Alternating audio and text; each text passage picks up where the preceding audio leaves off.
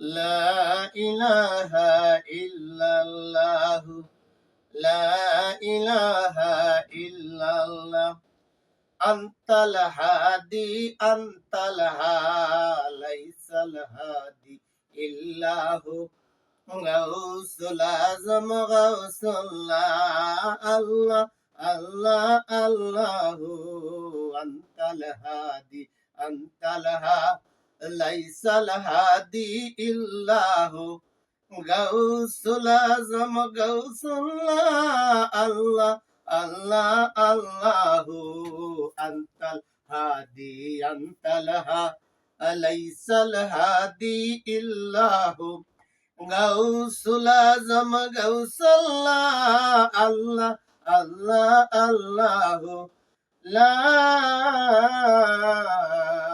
ইলাহা ইল্লাল্লাহু মুহাম্মাদুর রাসূলুল্লাহ সাল্লাল্লাহু আলাইহি ওয়াসাল্লাম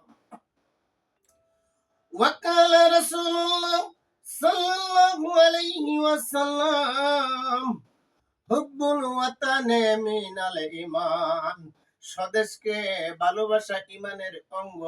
একজন মানুষ যদি সহি ঈমানদারি হতে হয়, ভালো ঈমানদার ব্যক্তি হতে হয়, তাহলে তার প্রধান শর্ত হলো তার জন্মভূমিকে ভালোবাসতে হবে। আল্লাহর নবী বলেছেন, স্বদেশকে ভালোবাসা, নিজের জন্মভূমিকে ভালোবাসা ঈমানের অঙ্গ।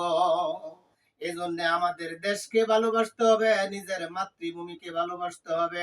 আজকে মহান 26শে মার্চ 1971 সালের আজকের এই দিনে মহান স্বাধীনতা ঘোষিত হয়েছিল।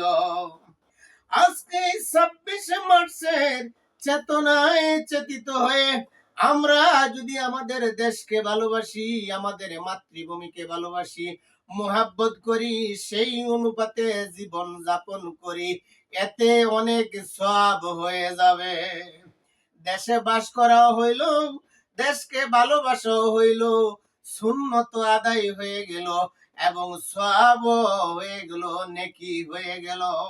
আল্লাহু আকবার।